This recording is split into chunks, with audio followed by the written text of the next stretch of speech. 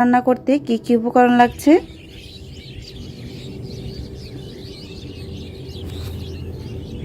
প্রথমে আমি দেখিয়ে দিচ্ছি আমি কি মশলা দিয়ে মাংসগুলি রান্না করব। অ্যারাবিয়ান ফুডের যে মশলাগুলি আছে এই মশলা দিয়ে আমি রান্না করব। তো প্রথমে এখানে হলুদ গুঁড়ো নিয়েছি। এদের হলুদ গুঁড়ো, মরিচ গুঁড়ো আর ধনিয়া গুঁড়ো, জিরা গুঁড়ো কিন্তু খুবই সুস্বাদু খেতে। আর এটা দিয়ে রান্না করলে তরকারিটা খেতে অসম্ভব মজার হয়। তো আমি সব সময় এই অ্যারাবিয়ান ফুডের এদের যে মশলাগুলি আছে এই মশলাগুলি দিয়েই কিন্তু রান্না করি। তো আমি আপনাদের সাথে শেয়ার করলাম। এটা হলো মরিচের গুঁড়ো। এরপরে আপনাদেরকে দেখিয়ে দিচ্ছি যে আর যে জিরা গুঁড়ো এখানে আছে, জিরা গুঁড়ো, এই যে জিরা গুঁড়োটা আমি খুলে দেখিয়ে দিব। তো এই মশলা চাইলে আপনারা অর্ডার করতে পারেন, এখানে এদের মোবাইল নাম্বার দেওয়া আছে। আর আমি চাইলে ডিসক্রিপশন বক্সেও এদের পেজের লিঙ্কটা দিয়ে দেব, ওখান থেকে আপনারা এটা অর্ডার করে নিতে পারেন। সারা দেশে কিন্তু এরা এই মশলাগুলি আপনাকে অনলাইনে দিয়ে যাচ্ছে আর সারা দেশে এদের বিশুদ্ধ খাবার পৌঁছে দিবে। তো খুব সহজেই আপনি এটা অর্ডার করতে পারেন। তো আমার কাছে খুবই ভালো লেগেছে তাই আমি আপনাদের সাথে শেয়ার করলাম। তো এটা হলো ধনিয়া গুঁড়ো।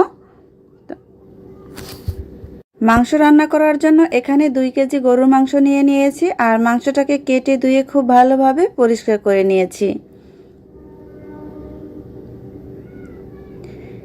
এখন এর মধ্যে দিয়ে দিচ্ছি 1 কাপের মতো পেঁয়াজ কুচি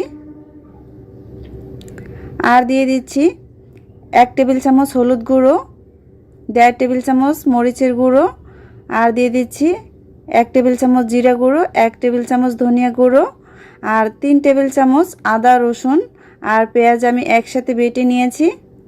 আর দিয়ে দিচ্ছি 6টি এলাচ থেতো করে দিয়েছি, লবঙ্গ 5টি গোলমরিচ, দারুচিনি দিয়েছি 5-6টি আর 2টি তেজপাতা মাঝখান থেকে ছিঁড়ে দিয়েছি। দিয়ে দিলাম স্বাদমতো লবণ আর 1 কাপ সয়াবিন তেল। এখন এটাকে হাত দিয়ে খুব ভালোভাবে মিক্স করে নেব।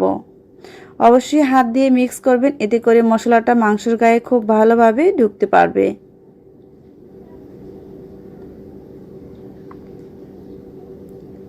তো ভিউয়ার্স, আজকে আমার চ্যানেলে যারা নতুন ভিডিও দেখছেন, ভিডিও ভালো লাগলে চ্যানেলটি সাবস্ক্রাইব করবেন আর পাশে থাকা বেল আইকনটি প্রেস করে রাখবেন।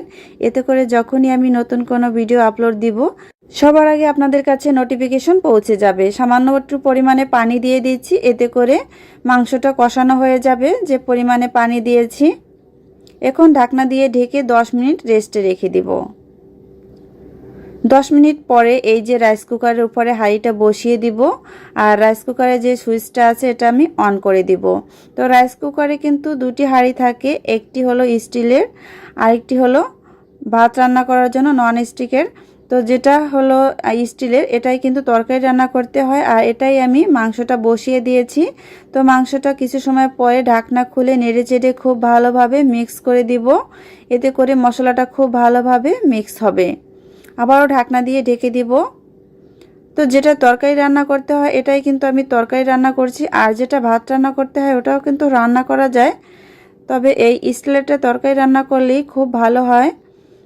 আর অবশ্যই একটা কথা মনে রাখবেন যে রাইস কুকারে রান্না করার সময় কিন্তু কোনো প্রকার স্টিলের চামচ বা খুন্তি ব্যবহার করবেন না, কাঠের চামচ খুন্তি এগুলি ব্যবহার করবেন।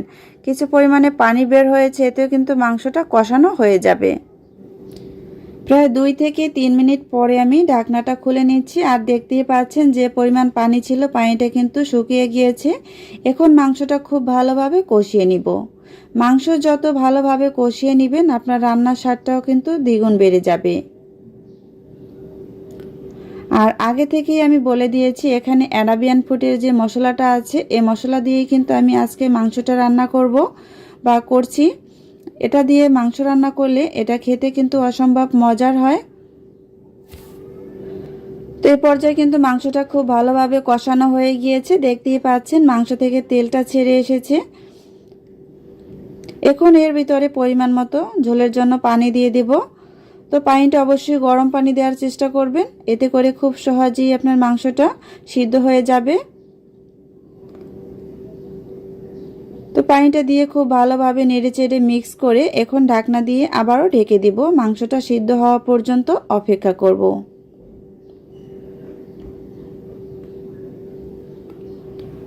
কিছু সময় পরে আবারও ঢাকনাটা খুলে নিচ্ছি।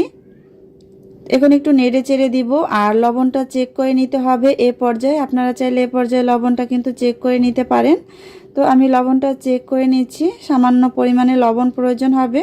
তো আমি এখানে লবণটা দিয়ে দিলাম, দিয়ে আবারও নেড়ে চেড়ে ঢাকনা দিয়ে ঢেকে দিব।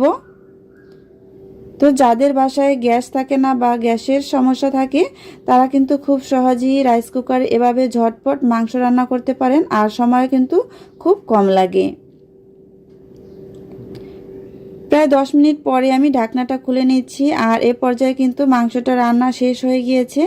দেখতেই পাচ্ছেন আমি যে পরিমাণ ঝোল রাখবো এটাই কিন্তু ঠিক আছে। এখানে শেষ পর্যায়ে দিয়ে দিলাম 1 টেবিল চামচ গরম মশলা গুঁড়ো, দিয়ে নেড়ে চেড়ে মিক্স করে আরও 1 মিনিটের মতো মাংসটা রান্না করে নেব। এতে করে খুব সুন্দর একটা ঘ্রাণ আসবে। আর গরম মশলাটা গুঁড়ো অবশ্যই দেওয়ার চেষ্টা করবেন। শেষ পর্যায়ে ঢাকনা দিয়ে ঢেকে দিলাম 1 মিনিটের জন্য। গরম মশলা গুঁড়ো আমি যেভাবে করি, জিরা, এলাচ আর দারুচিনি একসাথে ভেজে তারপরে গুঁড়ো করে নিই, এটাই হলো গরম মশলা গুঁড়ো। 1 মিনিট পরে আবারও আমি ঢাকনাটা খুলে নিলাম, আর এ পর্যায়ে কিন্তু রান্নাটা একদম শেষ হয়ে গিয়েছে। এখন আমি রাইস কুকারের সুইচটা অফ করে দেব। তো নেড়ে চেড়ে আবারও একটু মিক্স করে নিচ্ছি। তো যাদের বাসা বাড়িতে গ্যাসের সমস্যা থাকে তারা কিন্তু খুব সহজেই রাইস কুকারে এভাবে মাংস রান্না করে নিতে পারেন। আশা করি আপনাদের কাছে খুবই সহজ মনে হবে আর সময় খুবই কম লাগবে।